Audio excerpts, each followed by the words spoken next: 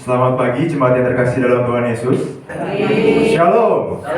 Ya, kita bersyukur pada Tuhan pada pagi hari ini kita bisa kembali untuk beribadah. Dan khususnya hari ini kita bisa bertemu dengan saudara seiman kita untuk kita memuji dan memuliakan nama Tuhan. Mari jemaat sekalian, sebelum kita masuk ke dalam ibadah, mari kita datang di hadapan Tuhan, merendahkan diri kita untuk mengambil waktu teduh sejenak di hadapan Tuhan.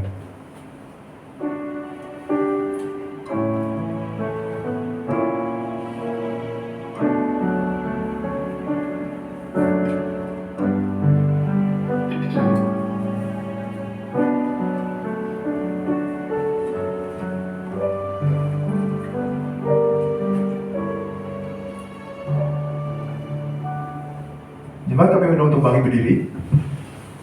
Kita akan menyanyikan lagu dari KPPK nomor 60, Suci, Suci, Suci.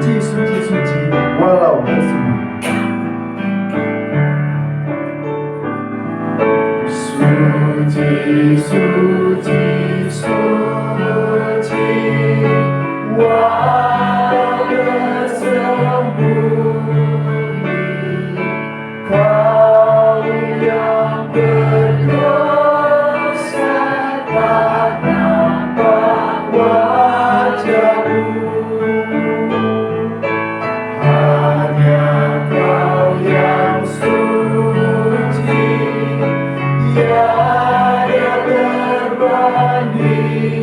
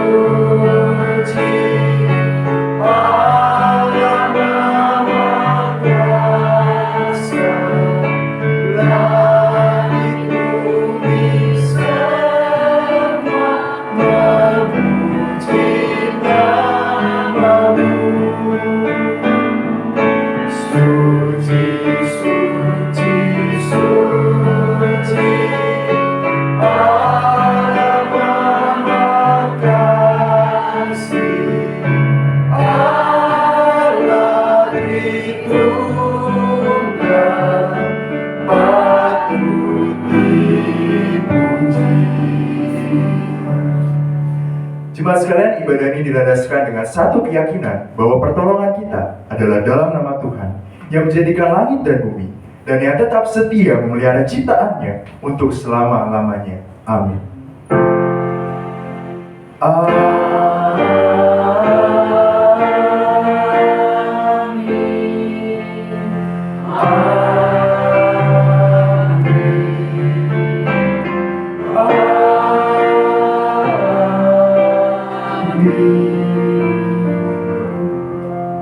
Kiranya kasih karunia dan damai sejahtera dari Allah Bapa kita dan dari Tuhan kita Yesus Kristus menyertai saudara sekalian. Tuhan besertamu. Dan besertamu juga. Silakan duduk kembali jemaat sekalian. Kita akan mendengarkan nats pembuka yang pada pagi hari ini diambil dari 2 Tawarik 7 ayat 14. 2 Tawarik 7 ayat 14 yang berbunyi demikian. Dan umatku yang atasnya namaku disebut merendahkan diri, berdoa dan mencari wajahku, lalu berbalik dari jalan-jalannya yang jahat, maka aku akan mendengar dari surga dan mengampuni dosa mereka, serta memulihkan negeri mereka. Sebentar lagi kita akan masuk ke dalam doa pengakuan dosa. Mari jemaat sekalian, kita akan menyanyikan lagu dari PKJ nomor 37, Bila Ku Renung Dosaku.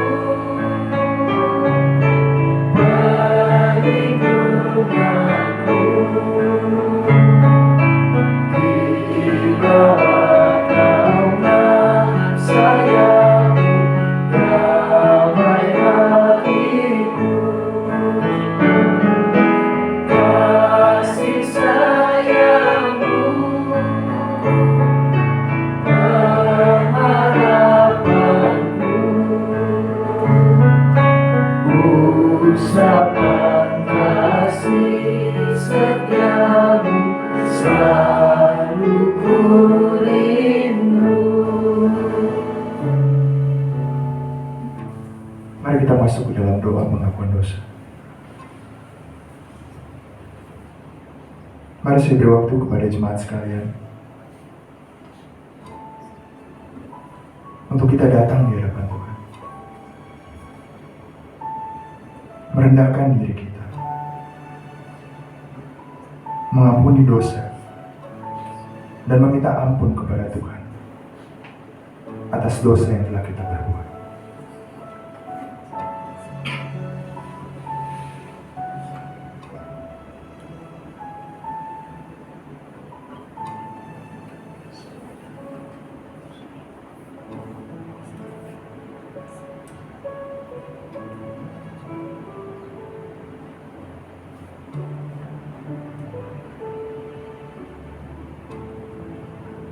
Ya Bapa, kami bersyukur untuk kesempatan yang masih Tuhan berikan kepada kami, sehingga pada hari ini kami dapat berkumpul untuk meninggikan nama-Mu melalui gereja kami ya Bapa. Ya Bapa, tapi kami sadar dalam setiap langkah kehidupan kami tak pernah hentinya kami berbuat dosa ya Bapa. Mungkin tanpa kami sadari, perkataan kami telah melukai hati sesama kami. Dan Tuhan juga berduka atas dosa yang telah kami perbuat. Ampuni ya Bapa. Ampuni akan segala dosa dan pelanggaran kami. Terima kasih karena karya anak-Mu yang tunggal, yang telah mati bagi kami, yang telah menyelamatkan kami dari dosa ya Bapa. Seharusnya kamilah yang paling layak untuk dibinasakan. Kamilah yang paling layak untuk Engkau murkai Bapa. Tetapi karena kasih-Mu yang besar, Engkau telah mengampuni kami, telah memberikan anak-Mu yang tunggal mati bagi kami di atas kayu salib ya Bapa. Sehingga kami menjadi milik-Mu, dan Engkau menjadi milik kami ya Bapa, selama-lamanya. Terima kasih ya Bapa, terima kasih. Karena karya Kristus yang sempurna di atas kayu salib yang telah mati bagi kami. Kiranya kami dapat dimampukan untuk menghidupi apa yang telah Engkau lakukan, yaitu dengan mengorbankan anak-Mu yang tunggal mati bagi kami. Hanya dalam nama Tuhan Yesus kami sudah berdoa dan mengucap syukur. Amin. Jemaat, kami mengundang untuk bangkit berdiri. Kita akan mendengarkan berita anugerah. Berita anugerah pada pagi hari ini diambil dari Kisah Para Rasul 10 ayat 22. Kisah Para Rasul 10 ayat 22 yang berbunyi demikian. Jawab mereka, Kornelius, seorang perwira yang tulus hati dan takut akan Allah, dan yang terkenal baik di antara seluruh bangsa Yahudi, telah menerima pernyataan Allah dengan perantara seorang malaikat kudus, supaya ia mengundang engkau ke rumahnya dan mendengar apa yang kau katakan. Demikianlah berita anugerah dari Tuhan. Jemaat memberikan salam damai satu kepada yang lain.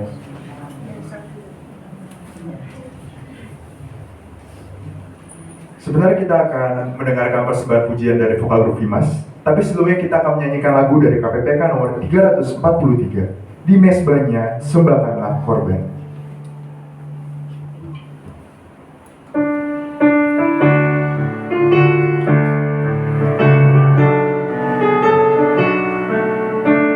Kita nyanyikan sama-sama. Pernah kau berharap iman dikuatkan? Pernah kau berharap iman dikuatkan dan beroleh damai sejahtera? Jiwamu tak tekan, tak dapat berkatnya, sampai kau sembahkan dirimu. Di mezbahnya sembahkanlah korban hidup, dan rohnya kuasa hatimu. Jiwamu, rohmu, samalah padanya, kau akan hidup berkat melimpah. Ayat yang kedua. Bila kau berjalan di dalam terangnya, kau akan hidup damai sentosa. Tak ada hilangnya, sandarlah padanya, kau akan terlepas dari dosa. Di mezbahnya sembahkanlah korban. Di mezbahnya sembahkanlah korban.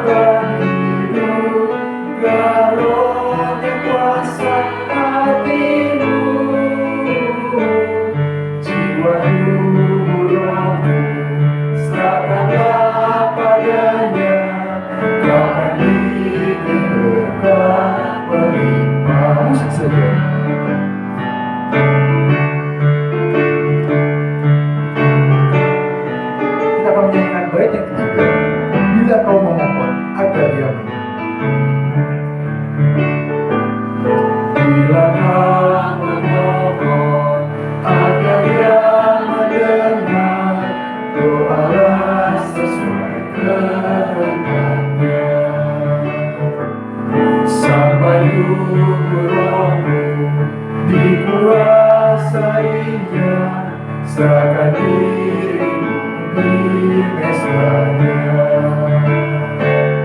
Di mesbahnya sembahkanlah korban hidup, karunia kuasa hatimu.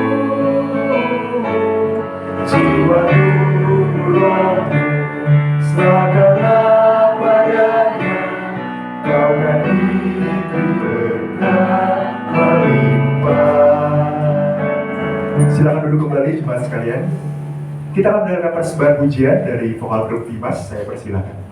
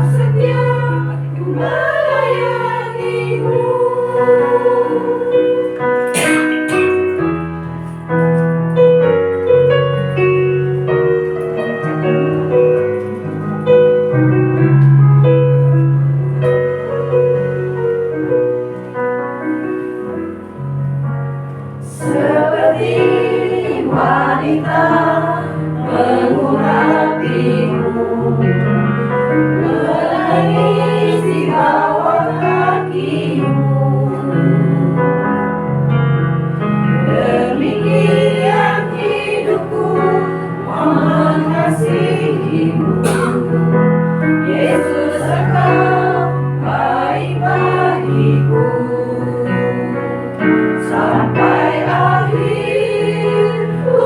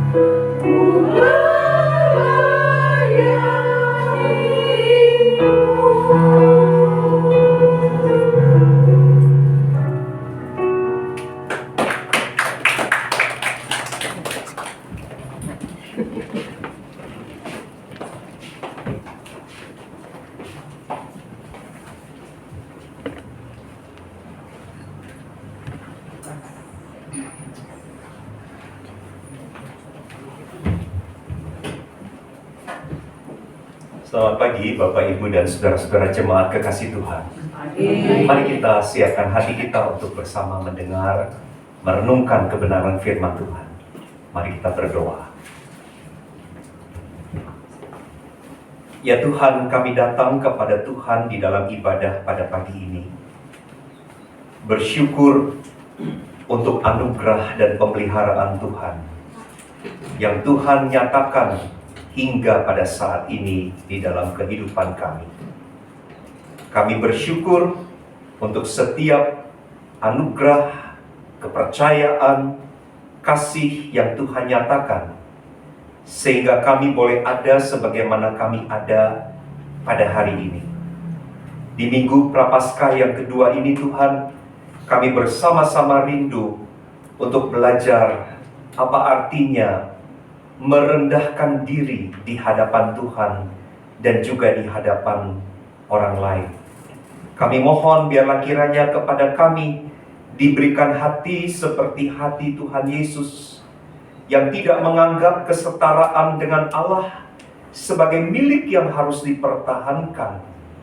Sebaliknya Engkau rela untuk mengosongkan dirimu dan mengambil rupa sebagai hamba hingga taat sampai mati, supaya manusia berdosa boleh diselamatkan lewat karya penebusan yang Tuhan kerjakan. Ya Tuhan, kami sungguh memohon firman Tuhan yang akan kami dengar, yang akan kami baca, yang akan kami renungkan ini sungguh boleh berbicara kepada setiap kami, supaya hidup kami betul-betul menjadi mezbah yang sungguh-sungguh boleh berkenan kepada Tuhan, karena korban yang dipersembahkan di atasnya sungguh adalah korban yang dipersembahkan di dalam merendahkan hati kami di hadapan-Mu. Tuhan, berfirmanlah, kami rindu, kami diberkati oleh firman Tuhan. Kami berdoa di dalam nama Tuhan kami, Yesus Kristus. Amin. Saudara-saudara, mari kita bersama-sama membuka. Ada dua bagian Alkitab yang akan kita baca pada pagi ini. Yang pertama adalah Injil Lukas pasal 14. Injil Lukas pasal 14, ayatnya yang ke-7 sampai dengan ayat yang ke-11. Injil Lukas pasalnya yang ke-14, ayatnya yang ke-7 sampai dengan ayatnya yang ke-11. Bagian ini akan saya bacakan bagi kita sekalian. Lukas pasal 7, Lukas pasal 14 ayat 7 sampai 11. Perikop itu diberi judul tempat yang paling utama dan yang paling rendah. Karena Yesus melihat bahwa tamu-tamu berusaha menduduki tempat-tempat kehormatan, Ia mengatakan perumpamaan ini kepada mereka. Kalau seorang mengundang engkau ke pesta perkawinan, janganlah duduk di tempat kehormatan, sebab mungkin orang itu telah mengundang seorang yang lebih terhormat daripadamu, supaya orang itu yang mengundang engkau dan dia jangan datang dan berkata kepadamu, berilah tempat ini kepada orang itu, lalu engkau dengan malu harus pergi duduk di tempat yang paling rendah. Tetapi apabila engkau diundang, pergilah duduk di tempat yang paling rendah. Mungkin tuan rumah akan datang dan berkata kepadamu, sahabat, silakan duduk di depan. Dan dengan demikian, engkau akan menerima hormat di depan mata semua tamu yang lain. Sebab barang siapa meninggikan diri, ia akan direndahkan. Dan barang siapa merendahkan diri, ia akan ditinggikan. Bagian yang kedua, mari kita membuka dari kitab Amsal Pasal yang ke-25, Amsal pasal 25 ayat yang ke-6 hingga ayat yang ke-7. Amsal pasal 25 ayat 6 dan ayat yang ke-7.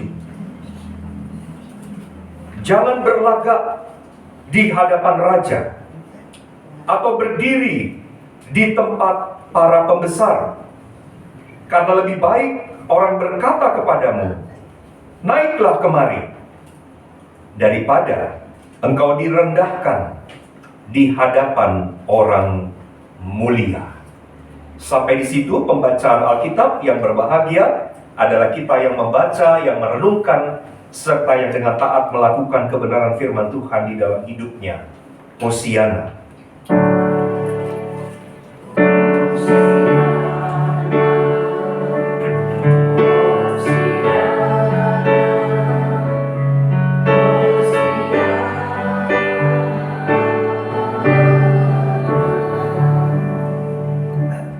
Saudara, tema kita di dalam Minggu Prapaskah yang kedua pada hari ini adalah ganjaran merendahkan diri.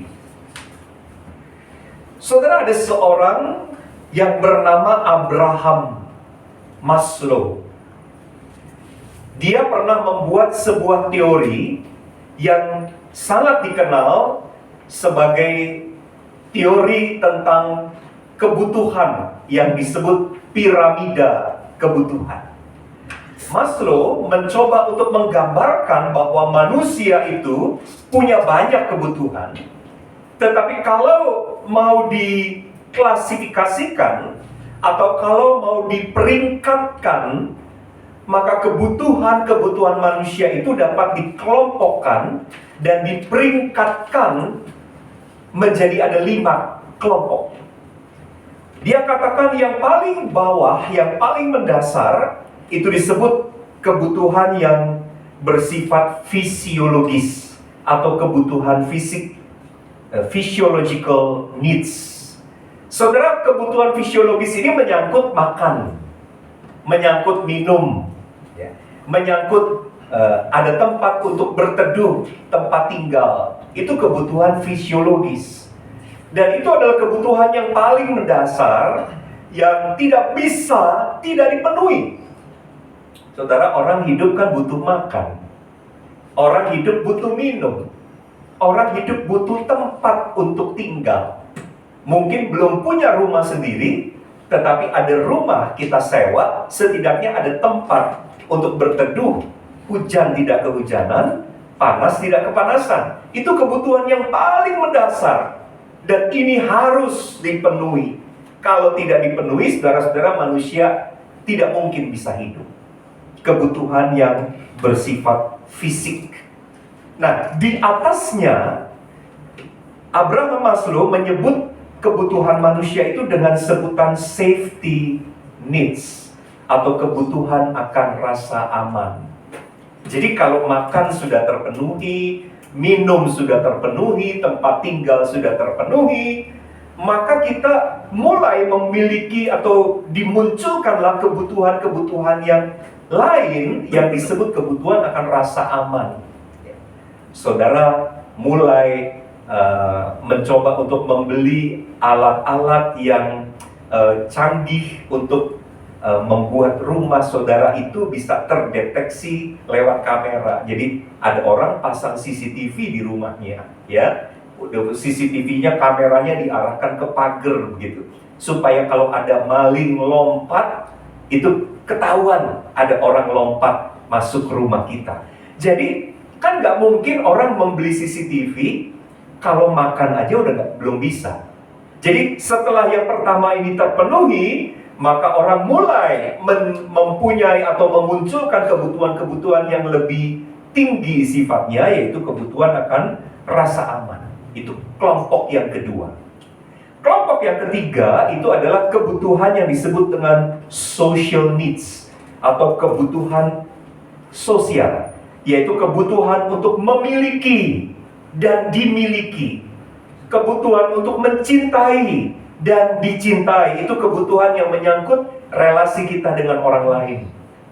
itu adalah kelompok yang ketiga, katanya Abraham Maslow. Kelompok yang keempat, ini dua teratas ini, yang keempat itu disebut dengan esteem needs, atau kebutuhan akan penghargaan. Nah, saudara, mulai dari kelompok yang keempat ini, maka kebutuhan itu bukanlah tentang sesuatu yang berwujud makanan, minuman, benda ini, benda itu. Tetapi saudara-saudara, kita melihat di esteem needs ini yang dibutuhkan adalah sebuah penghargaan, sebuah pengakuan, ya, bahwa dia dihargai, bahwa dia diakui. Dan yang terakhir, saudara-saudara, Abraham Maslow mengatakan kebutuhan yang paling puncak yang ada di dalam diri manusia adalah disebut dengan istilah self-actualization, atau kebutuhan untuk mengaktualisasikan dirinya, kebutuhan untuk membuktikan siapa aku ini, kebutuhan untuk menunjukkan di hadapan orang, aku ini siapa.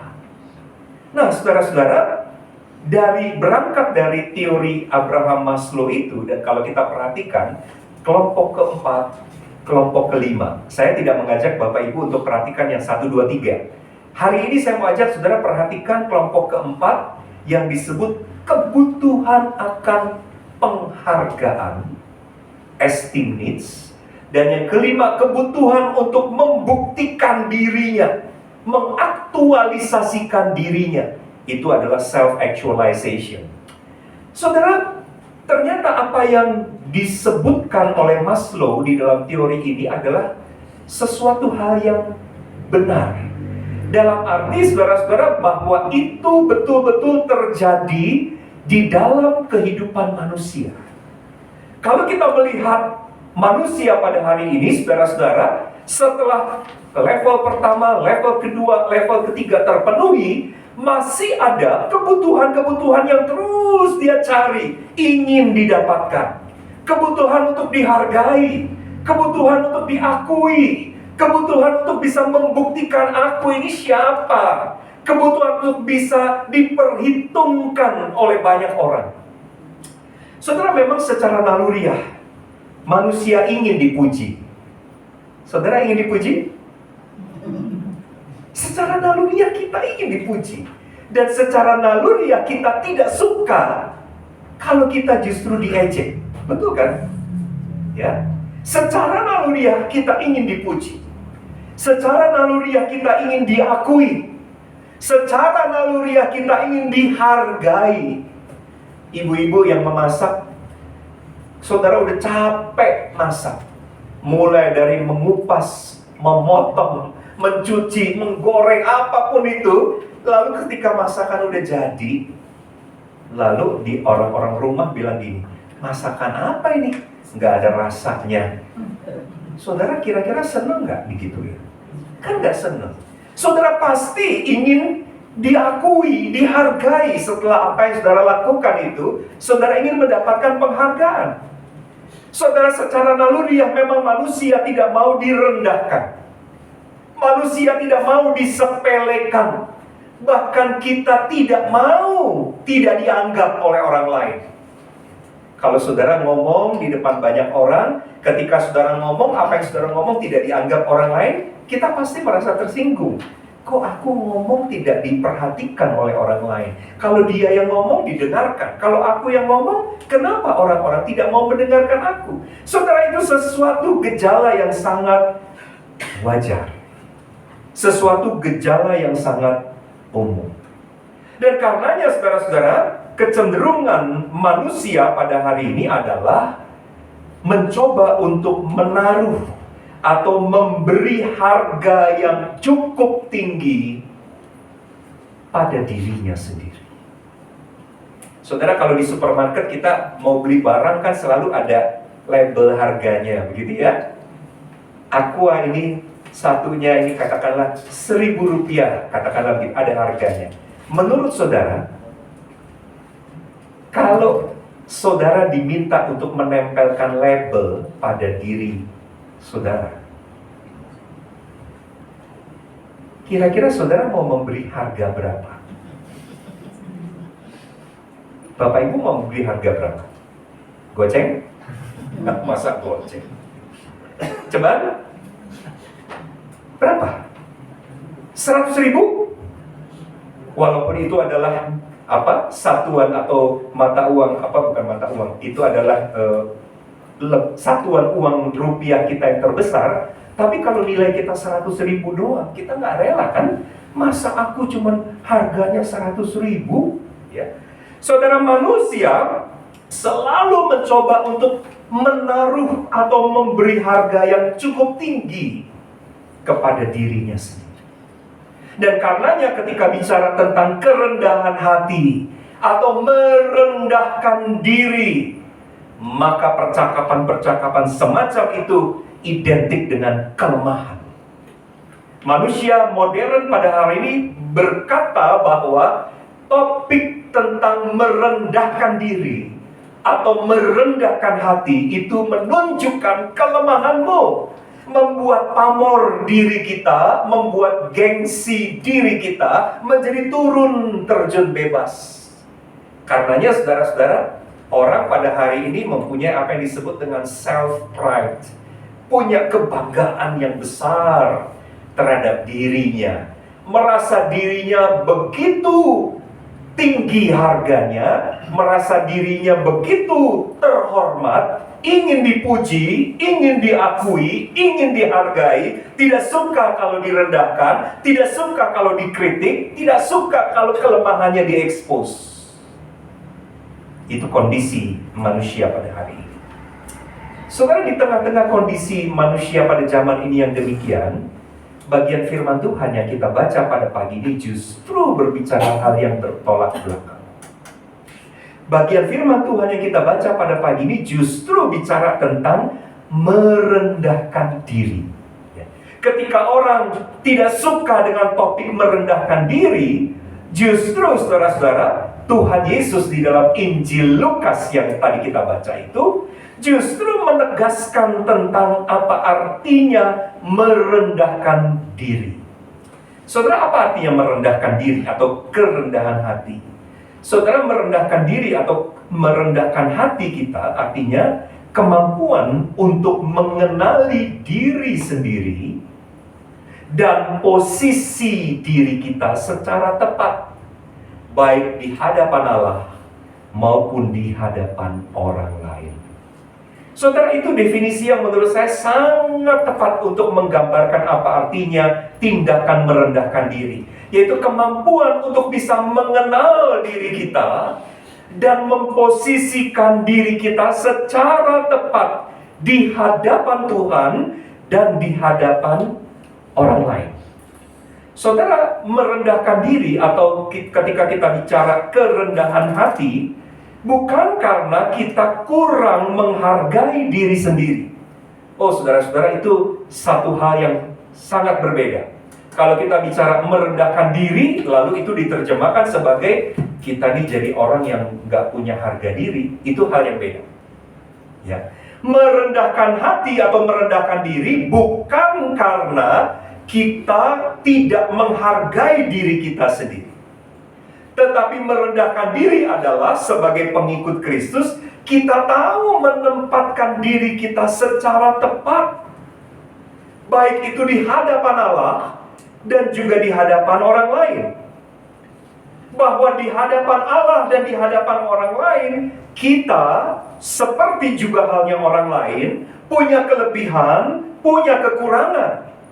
Karena itu kita tidak akan membandingkan atau menganggap diri kita sendiri lebih daripada orang lain. Nah, saudara, di sini persoalan yang seringkali muncul ketika kita bicara merendahkan diri.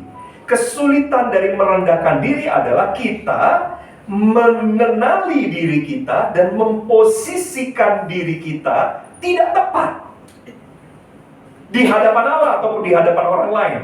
Tidak tepatnya adalah karena kita suka menempatkan diri kita di dalam perbandingan dengan orang lain. Kita tempatkan diri kita lebih pintar, lebih baik, lebih benar. lebih mahir, lebih hebat, dan lebih-lebih yang lain. Saudara, kalau kita, sekali lagi saya ingin membuat kita untuk tidak salah paham, kerendahan hati, kalau kita bicara kerendahan hati atau merendahkan diri kita, saudara-saudara, itu tidak sama dengan rendah diri atau minder. Jadi ada orang menerjemahkan rendah hati itu artinya saya melihat diri saya ini nggak ada harganya. Lalu jadi orang yang minder, lalu merasa tidak ada sesuatu yang istimewa pada diri saya. Saudara, bukan. Orang yang merendahkan diri bukan orang yang minder atau orang yang rendah diri. Ya, merendahkan diri tidak sama dengan rendah diri. Karena rendah diri itu minder. Rendah diri berarti, saudara kalau demikian definisinya berarti rendah diri berarti tidak mampu menghargai diri kita sendiri, kan? Kalau orang itu minder, tidak bisa melihat harga dari dirinya, berarti dia tidak mampu menghargai dirinya sendiri. Tidak mampu melihat ada sesuatu yang baik di dalam diri sendiri. Dan itu bukan pengertian merendahkan diri. Sebaliknya, saudara-saudara, saya ulangi definisi yang tadi saya sebut. Merendahkan diri artinya mampu mengenali diri kita sendiri dengan tepat dan proporsional. Tidak merasa kurang jika dibandingkan dengan orang lain, tetapi juga tidak merasa lebih dan selalu merasa lebih superior dibandingkan orang lain. Saudara, orang yang rendah hati itu mampu mensyukuri keberadaannya. Dia bukan orang yang tidak melihat harga pada dirinya. Dia bisa mensyukuri keberadaannya, dia bisa menerima dirinya, dia bisa menerima kekurangan, tetapi juga dia bisa melihat ada kelebihannya, tanpa harus membandingkan diri dengan orang lain. Saudara, saya teringat doanya orang Farisi. Saudara tahu orang Farisi kalau berdoa bagaimana?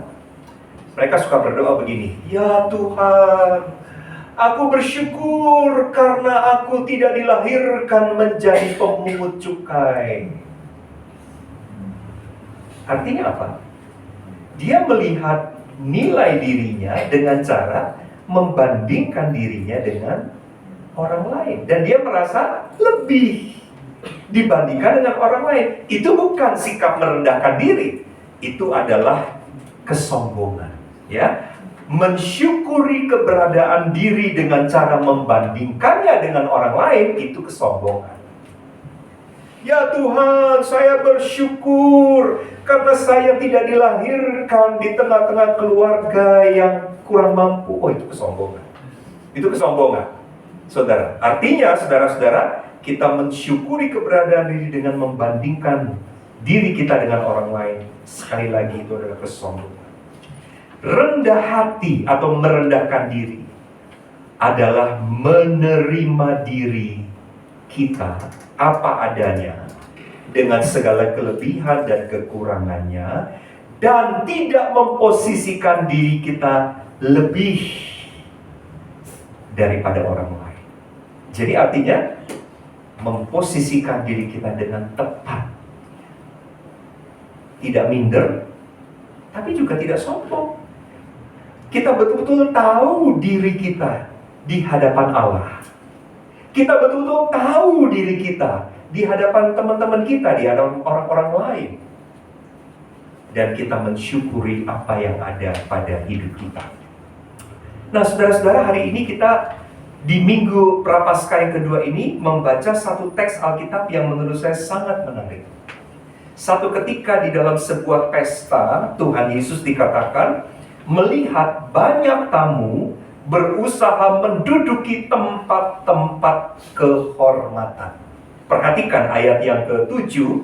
Yesus melihat bahwa tamu-tamu berusaha menduduki tempat-tempat kehormatan. Apa yang kita pelajari di sini, Bapak Ibu, di dalam perikop ini? Hal pertama yang kita pelajari, seringkali orang mengejar penghormatan. Ya, persis seperti tamu-tamu di pesta itu. Mereka berusaha. Mereka betul-betul mengejar tempat-tempat kehormatan. Jadi di dalam mindset orang-orang seperti ini, saudara-saudara, penghormatan itu adalah sesuatu yang harus aku kejar, sesuatu yang harus aku raih. Padahal kebenarannya apa, saudara-saudara? Penghormatan itu sebetulnya adalah sesuatu yang diberi, bukan sesuatu yang diminta.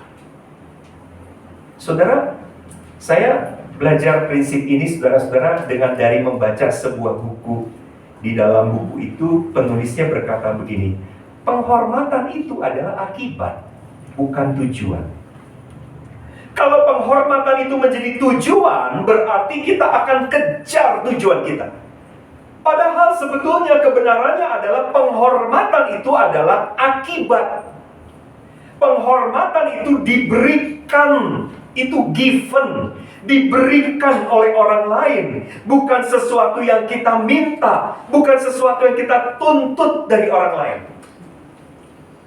Saudara, kadang-kadang kekeliruannya adalah begini. Kita suka minta orang lain menghormati kita. Betul nggak, saudara? Ya, misalnya kita orang tua suka ngomong sama anak begini, kamu dia kok kurang ajar, kamu tuh hormati papa dong. Saudara, kadang-kadang kita berkata begitu, kita meminta anak kita menghormati kita. Padahal apa? Saudara, kehormatan adalah akibat. Tanpa kita minta, kalau memang kita betul-betul layak untuk dihormati, maka penghormatan itu akan datang kepada kita. Itu adalah sesuatu yang diberikan orang lain, bukan sesuatu yang kita minta, bukan sesuatu yang kita tuntut dari orang lain untuk diberikan kepada kita. Saudara, kalau kehormatan itu adalah sesuatu yang dituntut, maka itu adalah kehormatan yang palsu. Penghormatan yang palsu. Kenapa? Karena orang lain dengan terpaksa memberikannya. Tetapi kalau penghormatan itu diberikan kepada kita, maka itulah penghormatan yang sejati. Memang kita layak untuk menerima penghormatan itu. Saudara, kehormatan adalah hal-hal yang datang sejalan dengan kualitas-kualitas yang baik yang ada pada diri kita, yang ditunjukkan di dalam hidup kita, yang dilihat dan diperhatikan oleh orang lain. Jadi tanpa saudara meminta, tanpa saudara menuntut, tanpa saudara paksa dan memarahi anak, kamu nih harus hormati papa. Tanpa kita berkata begitu, saudara-saudara, jika orang melihat ada kualitas yang baik pada diri kita, yang kita tunjukkan lewat hidup kita, yang dilihat dan diperhatikan oleh anak-anak kita, maka kehormatan itu diberikan kepada kita. Masalahnya adalah kalau saudara merasa tidak dihormati, jangan salahkan anaknya. Tapi coba introspeksi, kenapa orang tidak bisa menghormati aku? Jangan-jangan ada kualitas-kualitas yang tidak baik yang kita tunjukkan lewat hidup kita. Ada orang mungkin bertanya begini, Pak, bagaimana jika setelah menunjukkan kualitas yang baik lewat hidup kita, tetap saja orang tidak menghormati kita? Saudara pernah menemukan kasus seperti itu? Kita sudah menunjukkan kualitas yang baik lewat hidup kita, tetapi tetap saja orang tidak menghargai kita. Apakah kondisi seperti itu bisa terjadi? Sangat mungkin terjadi. Bagaimana kalau itu terjadi? Tidak masalah. Itu adalah masalah mereka, bukan masalah kita. Jadi setelah saudara menunjukkan apa yang memang pantas untuk saudara lakukan lewat hidup saudara, dan tetap orang tidak bisa menghormati saudara, itu berarti persoalannya bukan ada pada kita. Persoalannya itu adalah ada pada orang itu. Yang penting, saudara-saudara, kita sudah menunjukkan versi terbaik dari diri kita. Saudara, saya teringat satu ayat di dalam Lukas 17 ayat yang ke-10. Saya baca saja, tidak usah kita buka. Lukas 17 ayat 10 bunyinya begini. Demikian jugalah kamu, apabila kamu telah melakukan segala sesuatu yang ditugaskan kepadamu, hendaklah kamu berkata, kami adalah hamba-hamba yang tidak berguna. Kami hanya melakukan apa yang harus kami lakukan. Saudara, di dalam ayat itu Tuhan Yesus mengajarkan bahwa apabila kita sudah melakukan yang semestinya kita lakukan, kita sudah menunjukkan kualitas-kualitas yang terbaik lewat hidup kita, dan orang tetap tidak bisa menghargai kita, ya biarkanlah mereka berpikir demikian. Yang penting setelah kita melakukannya, kita tetap dengan rendah hati berkata bahwa inilah memang yang harusnya aku lakukan.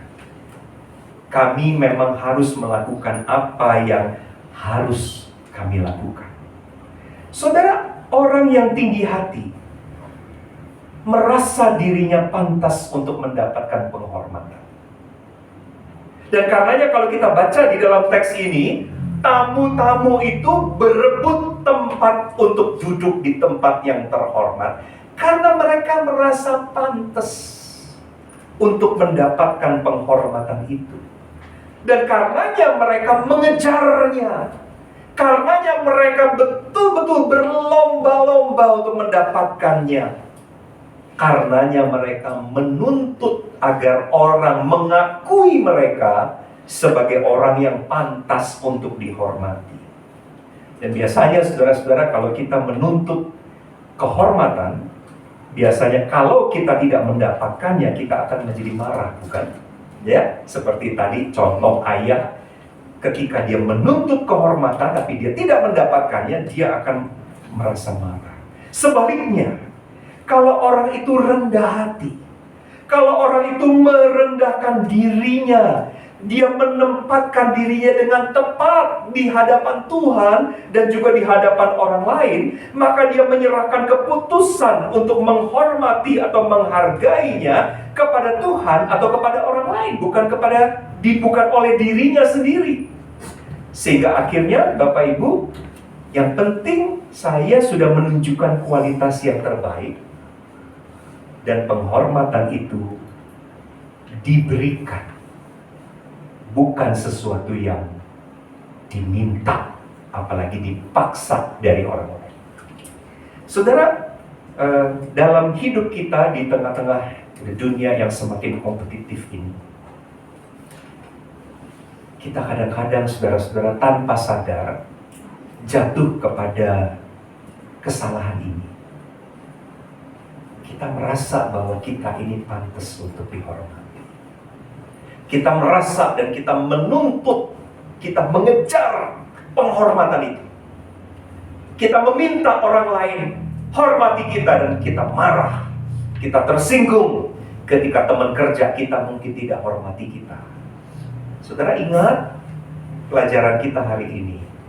Penghormatan adalah sesuatu yang diberikan, bukan sesuatu yang kita minta. Kalau saudara sudah menunjukkan kualitas-kualitas terbaik lewat hidup saudara, maka itu akan datang kepada mereka yang memang betul-betul berhak untuk mendapatkannya. Jikapun tidak diberikan kepada kita, maka persoalannya bukan pada kita. Saudara dan saya sudah melakukan apa yang semestinya kita lakukan. Itu pelajaran pertama. Saudara, pelajaran yang kedua dari perikop kita pada hari ini adalah begini. Kita bicara tentang kehormatan, bukan? Ya. Pelajarannya adalah begini. Gila hormat terjadi ketika kita mulai membandingkan diri kita dengan orang lain, dan kita merasa lebih daripada mereka. Saudara, membandingkan itu tidak terhindarkan. Waktu saudara belanja ke supermarket, saudara pasti akan membandingkan mau beli sabun merek Rinso atau mau beli sabun merek Soklin. Saudara pasti akan bandingkan, ya, berapa isinya, berapa harganya, lalu saudara akan putuskan yang mana yang mau dibeli, Rinso atau so clear. Membandingkan adalah sesuatu yang sangat umum terjadi, tetapi begini, bahaya dari membandingkan diri khususnya adalah ketika pada waktu kita membandingkan diri kita dengan orang lain, kita selalu merasa lebih dibandingkan orang lain. Kita selalu merasa lebih hebat, merasa lebih benar, merasa lebih bagus dibandingkan orang lain. Dan di dalam kondisi seperti itu, saudara-saudara, ketika kita tidak mendapatkan penghormatan, itu yang terjadi. Kita akan gusar luar biasa karena kita tidak dihormati. Saudara, kalau disebut hormat, menurut saya juga itu sesuatu yang sangat umum, sesuatu yang sangat wajar. Saudara bayangkan kalau di dalam kehidupan kita tidak ada rasa hormat. Wah, kacau. Betul nggak? Kalau pengemudi motor, pengemudi mobil tidak punya rasa hormat, waduh, di jalan tuh kecelakaan terus tuh ya. Tidak ada rasa hormat kepada orang lain. Hormat sebetulnya adalah sesuatu yang wajar, sesuatu yang memang ada di dalam kehidupan. Tetapi yang menjadi persoalan adalah ketika kita jatuh kepada yang namanya gila hormat. Apa artinya gila hormat? Apa itu, Bapak Ibu? Orang yang gila hormat kira-kira kayak apa orangnya? Seperti apa orang yang gila hormat? Yang selalu mencari, menuntut, bahkan menginginkan semua orang menghormati dirinya. Itu orang yang gila hormat, saudara-saudara.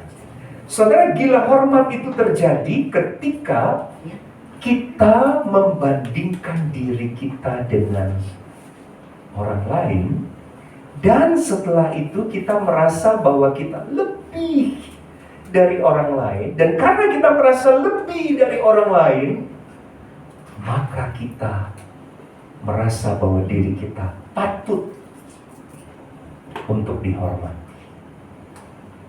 Saudara, tidak terhindarkan kadang-kadang kita suka berpikir yang seperti demikian. Kita merasa diri lebih dari orang lain. Lebih apa? Lebih benar. Benar nggak, saudara? Ya. Di dalam dunia teologi, ya, di dalam dunia persilatan teologi saja, kadang-kadang orang-orang yang belajar teologi tetap jatuh kepada kesalahan ini, bahwa dia lebih benar daripada orang lain. Teologi saya lebih benar daripada teologinya dia. Pengajaran gereja kita lebih benar daripada pengajarannya gereja itu, gitu ya. Wah, saudara-saudara, ketika kita mulai membandingkan dan merasa diri lebih superior dibandingkan dengan orang lain, kita merasa lebih baik, kita merasa lebih hebat, kita merasa lebih segala-galanya. Saudara, disitulah awal dari penyakit yang namanya jadi gila hormat. Saudara, orang yang diceritakan di dalam perumpamaan ini kan perumpamaan ya, saudara-saudara ya, dikatakan dia langsung mengambil tempat di tempat kehormatan. Kenapa orang itu berlaku demikian? Karena dia berpikir, aku tidak seperti orang lain, aku ini orang terhormat, aku lebih, aku spesial, aku istimewa, dan karenanya aku pantas duduk di tempat paling depan itu. Saudara lihat, ketika orang merasa dirinya lebih dari orang lain, dia merasa dirinya pantas untuk dihormati. Dia akan tuntut orang lain memperlakukan dia sebagai orang yang terhormat. Padahal Tuhan Yesus di dalam perumpamaan ini bilang apa, saudara-saudara? Nanti kamu malu, ya. Tiwas kamu duduk di bangku terhormat, bangku kehormatan, tiba-tiba pemimpin pesta datang bersama dengan tamu yang memang betul-betul tamu kehormatan, lalu menyuruh kamu pindah ke tempat yang paling rendah. Jadi orang yang merasa dirinya terhormat justru akan dipermalukan karena dia disuruh untuk pindah ke tempat yang paling rendah. Sementara Tuhan Yesus ajarkan begini, lebih baik kamu ambil tempat di tempat yang paling rendah. Itu adalah gambaran dari merendahkan diri. Ya. Di sini di dalam perumpamaan ini dipakai kata mungkin pemimpin pesta atau penyelenggara pesta itu akan menyuruh kamu pindah ke tempat yang terhormat. Dalam arti ketika orang merendahkan dirinya, maka dia akan ditinggikan. Kehormatan dari seorang yang merendahkan diri adalah bukan karena statusnya, tapi karena apa yang dia lakukan itu terhormat. Apa yang dia lakukan itu mulia. Jadi ketika seseorang itu merendahkan dirinya, disitulah letak kemuliaannya. Dan disitulah yang membuat dia dihargai. Tapi ketika seseorang meninggikan dirinya, merasa dirinya lebih dari orang lain, disitulah letak kekeliruannya. Dia akan direndahkan, dipermalukan. Saudara, hal ketiga yang kita pelajari di dalam perumpamaan ini adalah begini. Penghargaan justru diberikan kepada mereka yang dengan rendah hati mengenali dirinya dan tempatnya di hadapan Allah dan manusia. Saudara, di dalam perumpamaan ini ditutup dengan sebuah pilihan kepada para tamu itu. Kamu mau duduk di tempat terhormat, tapi nanti bisa dipermalukan? Atau lebih baik kamu ambil di tempat yang paling rendah, dan ada kemungkinan justru kamu akan ditinggikan. Saudara, perumpamaan ini memberikan kepada kita satu prinsip yang penting, bahwa ketika kita justru belajar untuk merendahkan diri kita, ketika kita belajar untuk merendahkan hati kita di hadapan Tuhan, di hadapan orang lain, justru Tuhan dan orang lain akan menghargai apa yang kita lakukan itu. Saudara, misalnya, satu kali Presiden Jokowi mampir ke rumah saudara. Ya, semoga jadi kenyataan ya, saudara ya, sebelum beliau turun. Presiden Jokowi datang ke rumah saudara dan kebetulan saudara tidak siap apa-apa. Saudara hanya masak sayur lodeh dan ikan asin dan sambal terasi. Lalu Pak Jokowi berkata begini, gak apa-apa, saya akan makan makanan yang ada di sini. Saudara, sebagai orang yang menerima Pak Jokowi pasti merasa begini, ih, orang ini ya, dia padahal presiden loh, kok dia mau ya makan di tempat rakyatnya, makanannya juga bukan makanan yang mewah, makanan biasa, tapi kok dia mau ya makan makanan yang seperti ini. Dalam tindakannya yang bersahaja itulah kita malah menaruh rasa hormat, bukan? Betul nggak Bapak Ibu? Dalam kesahajaan seorang presiden, kita justru akan menaruh rasa hormat. Kita akan ngomongin dia kepada teman-teman kita, bahwa Pak Presiden kita ini sangat humble orangnya, sangat rendah hati. Di situ saudara-saudara, kehormatan itu akan diberikan. Sekali lagi ya, bukan diminta.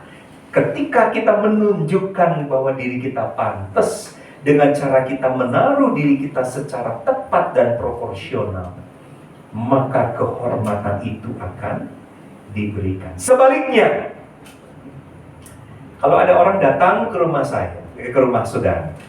Katakanlah itu orangnya saya. Saya datang ke rumah Bapak Ibu. Pak Irwan sudah makan? Belum. Oh iya, maaf ini Pak Irwan, saya hanya masak lodeh, ikan asin dan sambal terasi. Apa Pak Irwan berkenan makan bersama-sama kami dengan menu seperti itu? Lalu saya jawab begini, maaf Bu, saya kalau makan lodeh sakit perut. Kira-kira saudara akan anggap saya apa ini? Ketika saya meninggikan diri, justru saya akan direndahkan. Itu pelajarannya. Bapak Ibu, karena itu di Minggu Prapaskah ini, yuk kita belajar ya. Minggu-minggu Prapaskah kita mengingat kembali bagaimana Tuhan Yesus mau datang. Dia pun yang adalah Allah, merendahkan dirinya. Paulus katakan di surat Filipi, bahkan mengambil rupa seorang hamba, bahkan taat sampai mati untuk manusia. Mengapa kita manusia seringkali justru merasa lebih daripada Tuhan kita? Mari kita berdoa.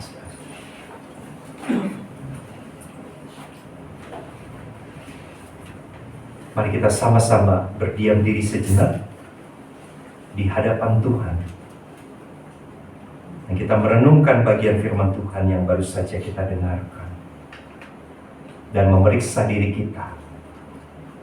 Apakah sebagai anak-anak Tuhan kita cukup rendah hati?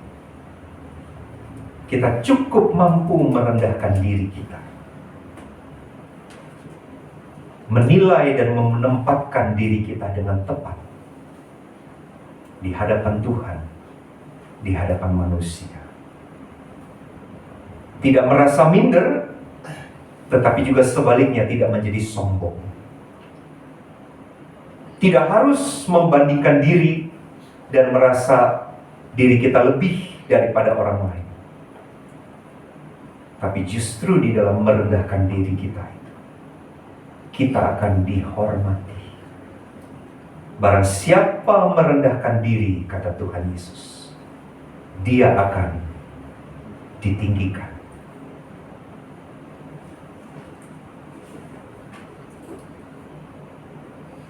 Tuhan, terima kasih untuk firman-Mu yang boleh kami dengar, kami renungkan pagi ini.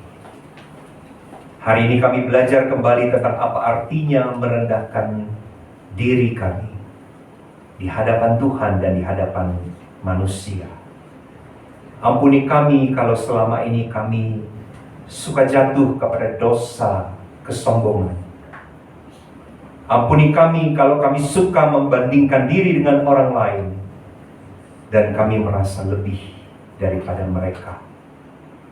Ampuni kami kalau selama ini kami mengejar kehormatan, padahal kehormatan adalah sesuatu yang diberikan, bukan sesuatu yang diminta dari orang lain.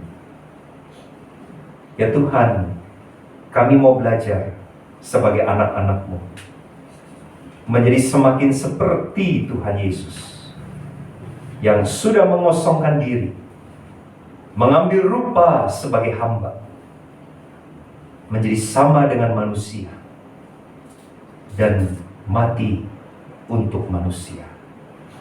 Kami mau belajar seperti Engkau Tuhan, supaya kami betul-betul boleh menjadi hamba-hamba-Mu yang semakin rendah hati, yang merendahkan diri dengan benar di hadapan Tuhan dan di hadapan orang-orang. Terima kasih untuk pelajaran dari firman Tuhan pada siang ini. Kami bersama juga mau berdoa menyatukan hati kami ya Tuhan. Berdoa bagi bangsa dan negara kami, khususnya di dalam proses penghitungan suara hasil pemilu yang sudah berlangsung beberapa waktu yang lalu.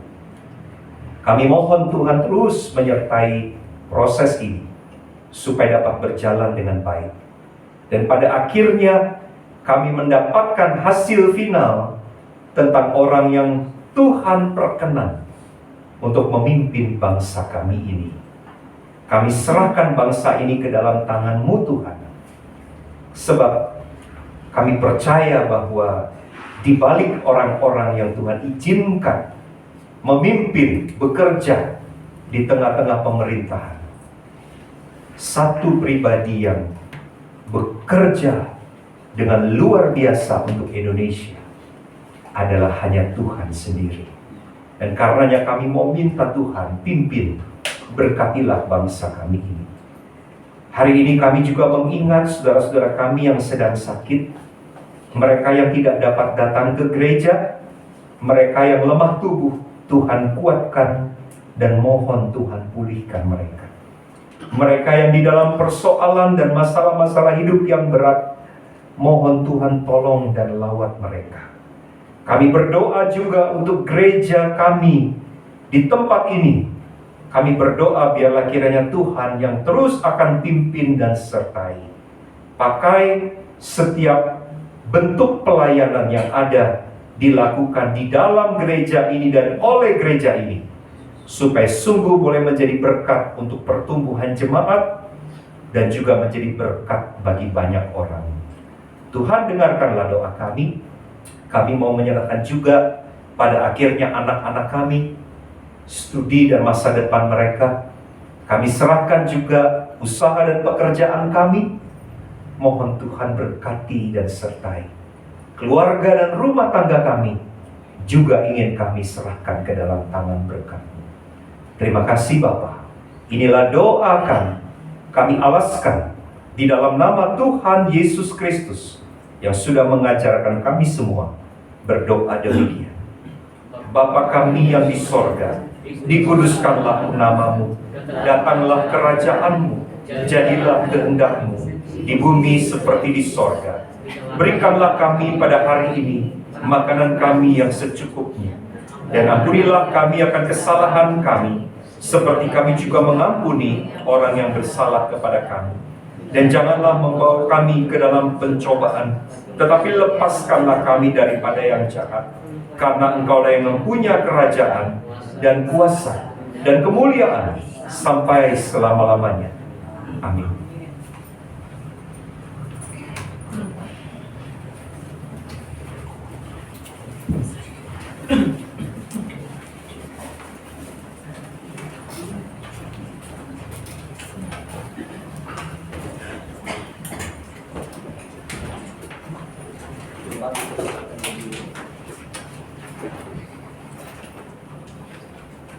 Marilah kita bersama dengan umat Allah di masa lalu, masa kini, dan masa depan, mengingat pengakuan pada baptisan kita menurut pengakuan iman Rasul. Aku percaya kepada Allah, Bapa yang Maha Kuasa, Khalik langit dan bumi, dan kepada Yesus Kristus anak yang tunggal dalam kita, yang dikandung daripada Roh Kudus, lahir dari anak darah Maria, yang menderita sengsara di bawah pemerintahan Pontius Pilatus, disalibkan mati dan dikuburkan, turun ke dalam kerajaan maut, pada hari yang ketiga bangkit pula dari antara mati, naik ke surga, duduk di sebelah kanan Allah, Bapa yang Maha Kuasa, dan dari sana yang akan datang untuk menghakimi orang yang hidup dan yang mati. Aku percaya kepada Roh Kudus, gereja yang kuduskan, persekutuan orang kudus, pengampunan dosa, kebangkitan orang mati, dan hidup yang kekal. Amin.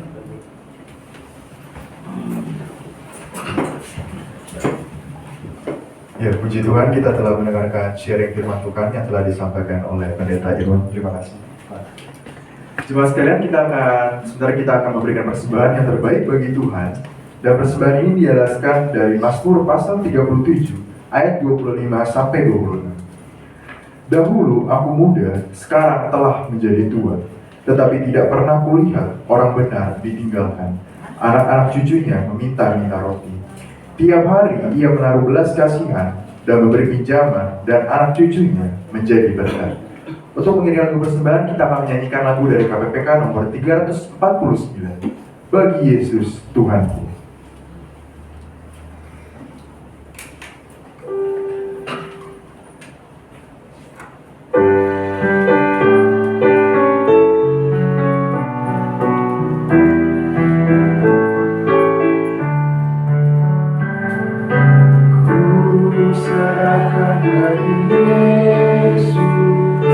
Semua yang ku miliki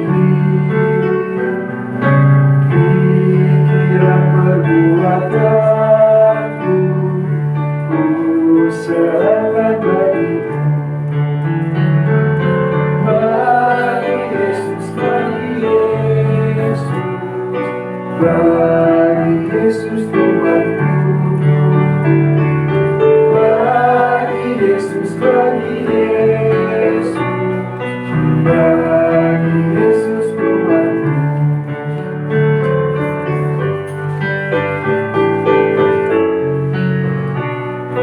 Mari kami undang untuk bangkit berdiri. Kita menyanyikan duet yang kedua. Semenjak ku pandang Yesus, ku sampaikan dunia. Bila ku ingat salibmu, kau menjadi milikku. Bagi Yesus, bagi Yesus, bagi Yesus, bagi Yesus, bagi Yesus Tuhanku. Bagi Yesus, bagi Yesus, bagi Yesus Tuhanku. Mari kita berdoa. Ya Bapa, kami bersyukur untuk kesempatan yang masih Engkau berikan bagi kami, sehingga pada pagi hari ini kami dapat memberikan persembahan yang terbaik bagi Tuhan. Kiranya Tuhan yang menolong memberikan hikmat untuk para pengurus yang mengelola persembahan ini ya Bapa. Dan kiranya persembahan ini hanya dipakai untuk memperluas kerajaan-Mu melalui gereja kami di tempat ini. Terima kasih Bapak, terima kasih kami mau serahkan persembahan ini ke dalam tangan-Mu. Dan kiranya persembahan ini bisa menjadi persembahan yang harum, yang layak dan berkenan di hadapan-Mu ya Bapak. Terima kasih Bapak, hanya dalam nama Tuhan Yesus kami sudah berucap syukur. Haleluya, amin. Sambil kita berdiri, kita akan menyanyikan lagu pengutusan dari KPPK nomor 212, Hidup Bagimu. Dan setelah itu pengutusan berkat akan disampaikan oleh Pendeta Iwan.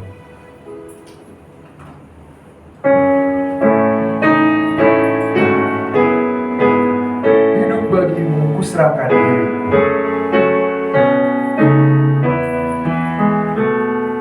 Hidup bagimu serahkan diriku. Seluruh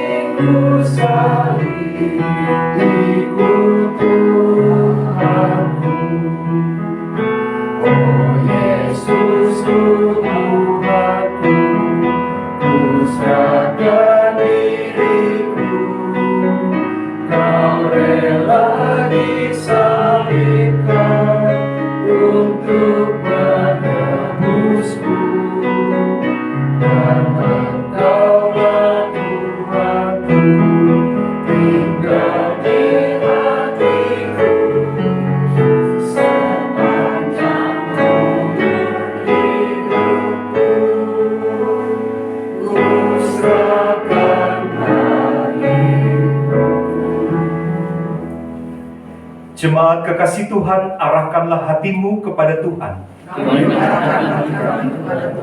Jadilah saksi Kristus. Terpujilah Tuhan. Pulanglah dan terimalah berkat Tuhan. Kasih karunia Tuhan kita Yesus Kristus, anugerah dan berkat dari Allah Bapa, tuntunan, kekuatan, pengajaran dari Allah di dalam Roh-Nya yang kudus, menyertai dan memenuhi kehidupan saudara-saudara dari sekarang bahkan sampai selama-lamanya. Amin.